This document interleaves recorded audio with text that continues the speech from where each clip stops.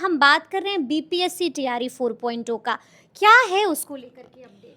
नहीं, बीपीएससी का टीआरई 4 का अधियाचना हमने भेज दिया है। और जो कुछ विषय आया मैथिली का, भोजपुरी का, बंगाली का, इन सब चीज़ों की जो बात आई तो उसका सप्लीमेंट्री बन के चला जाएगा।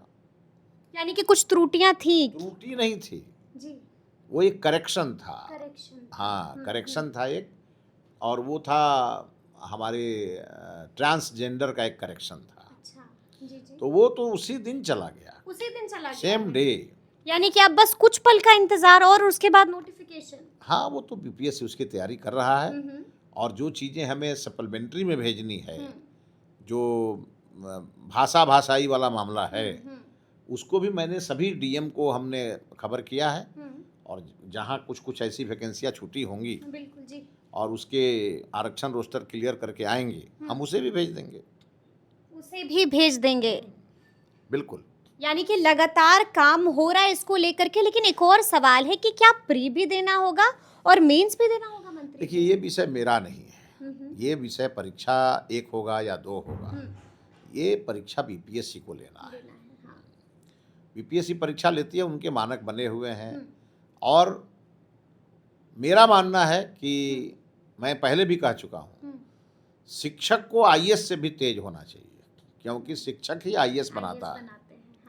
इसीलिए बहुत सारे अभ्यर्थी जो हमें मिलते हैं, जो दिन रात अपने डेडिकेशन के साथ पढ़ाई कर रहे हैं, उन्हें किसी परीक्षा की चिंता नहीं है, वो तैयार हैं। वो तैयार हैं। हाँ, ये है जरूर उनका कहना है कि जल्दी होना चाहिए। तो अब हमने अधियाचना भेज दी है, बीपीएससी को अपने परीक्षा का शेड्यूल घोषित करना है। बीपीएससी घोषित करेगी भी, बीपीएससी उसमें लगा हुआ है। और जब शेड्यूल घोषित होगा तो मुझे विश्वास है पारदर्शी रूप से परीक्षाएं होंगी। और हमारे जो आज अभ्यर्थी हैं, कल के हमारे शिक्षक हैं, जब वो शिक्षक बन के स्कूल में आएंगे तो मैं बतौर शिक्षा मंत्री उनका स्वागत भी करूंगा। स्वागत भी कीजिएगा उनका जब वो परीक्षा क्वालिफाई करके आएंगे। ये भी आप बड़ी बात कह रहे हैं। लेकिन आपने देखा होगा कि एस्टेट वाले भी अब आंदोलन की चेतावनी। नहीं, आंदोलन का जरूरत ही नहीं है। क्यों आंदोलन करना भाई? आप आज मुझे मिले थे कुछ बच्चे, हमने उनसे कहा भाई, जो परीक्षा अभी घोषित नहीं है, जिसका अभी तक फॉर्म भी फिलअप नहीं हुआ, हम कैसे उसमें अप्लाई फॉर करके भेज देंगे? चीज़ों को समझना चाहिए। अगर हम कर देंगे तो जो अभ्यर्थी पहले से पास करके बैठे हैं वो तो कोर्ट चले जाएंगे, तो फिर लटक जाएगा। यही चीज़ मैं समझा रहा हूँ। जब हम हर साल ये कर ही रहे हैं, तो जो बच्चे इस बार एसटीईटी पास करेंगे फिर अगली बार वो बैठेंगे। लेकिन जो बच्चे पहले से बैठे हुए हैं, जो 2 साल देर हुआ है, उन बच्चों का भी तो एज एक्सपायर हो रहा है। इसलिए उन्हें हमने आज समझाया है कि पहली ट्रेन छूट रही है तो चिंता न करें, जो इसके बाद वाली ट्रेन आएगी उसका स्पीड और हम बढ़ा देंगे। अच्छा, और उस पर आप चढ़ सवारी करके आप पहुंच जाएंगे अपने जगह पे। यानी कि लगातार आप समझा भी रहे हैं, लेकिन हम आपको बता दें कि शिक्षा मंत्री को पदभार ग्रहण किए हुए मात्र कुछ महीने हुए हैं मंत्री जी, और 2 महीने से थोड़े अधिक हुए हैं। और यहाँ पर ट्रांसफर पोस्टिंग का पेज भी सुलझ गया है। बीपीएससी टीआरई 4.0 जिसको लेकर के लग रहा था कि कहीं लटक ना जाए, लोग परेशान थे, वो भी आपने सुलझा दिया। किस रफ्तार से काम कर रहे हैं? अभी तो वंदे भारत के इसकी रफ्तार से चल रहे हैं जी। जब बुलेट ट्रेन आएगी तो फिर उसका रफ्तार पकड़ेंगे, उसका रफ्तार पकड़िएगा। लेकिन सबसे बड़ी आयरनी एक है मंत्री जी, हमने देखा कि जिस दिन आप विभाग आए थे, जिस दिन आपने पदभार ग्रहण किया था, उस दिन आंदोलन भी हो रहा था। किस तरह से आपको मौका भी नहीं दिया गया, और हमने देखा कि अभ्यर्थी सड़कों पर थे, तो तकलीफ तो आपको भी हुई होगी। नहीं, बिल्कुल तकलीफ होगी जब हमारे बिहार के बच्चे और उन्हें कोई भड़का करके और सड़क पर लाएगा। और जो बच्चे हमारे बिहार के भविष्य हैं और उन पे पुलिस पानी की बौछार करे, पुलिस अगर लाठी चलाए, तो बतौर शिक्षा मंत्री तकलीफ तो मुझे होगी ही। और इसलिए हमने अपने तकलीफ का इजहार भी किया था। और हमने उसी दिन साफ साफ कहा कि आपके संवाद के लिए मैं हमेशा उपलब्ध हूँ, जिसका प्रमाण ये है कि 2 बजे रात तक भी आपके आवास में शिक्षक बैठे। और मैं कहता हूँ सबको, कोई भी समस्या हो आप सीधा मुझसे बात करिए, और जो होने वाला होगा वो मैं कर दूंगा।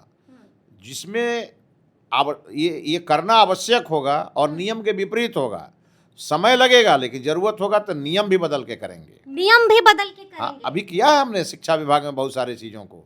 जैसे जैसे वित्त रहित शिक्षा नीति समाप्त हुई 2009 में, हाँ हाँ और उसका गाइडलाइन बना 2018 में। गाइडलाइन भी बना तो त्रुटिपूर्ण बना। अच्छा, उस गाइडलाइन को हमने इस बार ठीक किया, गाइडलाइन को आपने दुरुस्त कर दिया। पूरा दुरुस्त किया, और उसे लागू उसी दिन से कर दिया जब उस वित्त रहित शिक्षा नीति समाप्त हुई थी। अच्छा, पूरी तरह से शिक्षा विभाग में रिफॉर्म का काम हम कर रहे हैं, और ये करते रहेंगे, ये करते रहिएगा, बिल्कुल करते रहेंगे। यानी कि ये जो कारवां चला है ये रुकेगा नहीं। बिल्कुल नहीं रुकेगा, ये और तेज गति से चलेगा, और पूरी तरह बिहार के एक एक लोग जो आज शिक्षा विभाग पर कुछ निगेटिव कमेंट भी करते हैं लोग, आप सुनते हैं वो सब? लोगों की गलतियों कुछ के शिक्षक कारण। नेता भी इस तरह की बातें कहते हैं, आप सुनते हैं? आज तो हम आपको प्रेस कॉन्फ्रेंस में सुन रहे थे, आपने कहा कोई एजुटेशन को कुछ कह देता है, कोई एजुकेशन को कुछ कह देता है, कोई बोरोलीन वाला कमेंट नहीं नहीं, कर देता है। मैं इससे मुझे ये अच्छा नहीं लगता। भाई देखिए, ठीक है, राजनीति है तो पक्ष विपक्ष होगा ही, लेकिन सकारात्मक विपक्ष की भूमिका निभाना चाहिए। अब मैं बच्चियों को कह रहा था कि भाई बेटियों को एजुटेशन की क्या जरूरत है, मैंने यही लाइन बोला था। जब यहाँ मोदी जी नारी शक्ति बंधन कर रहे हैं तो उसे एजुकेशन के रूप में एआई से उसका डॉक्टर्ड वीडियो हाँ, सर्कुलेट कर दिया। और वो कर दिया गया। जब ओरिजिनल वीडियो हमने डाला, हाँ, और जब इसके लिए गूगल ने भी बयान जारी किया, तो सबका भेद खुल गया। बिल्कुल। और तब मैंने उस समय कहा था नेता प्रतिपक्ष को, क्योंकि तेजस्वी यादव जी ने भी डाला था, जी जी जी। मैंने कहा कि आपको एजुटेशन और एजुकेशन में अंतर नहीं समझ में आ रहा है, हाँ। तो आप आइए हमारे स्कूल में, हम आपको मैट्रिक पास करा देंगे, हाँ। और आप फिर आपको ये गलतियां आगे भविष्य में नहीं होंगी। और ये बोरोलीन वाली बात और क्या फिर है? मैंने एक और नेताजी को सुना, हाँ। मैं कह रहा हूँ सरप्लस, अच्छा। वो उसको बोरो प्लस समझ रहे हैं।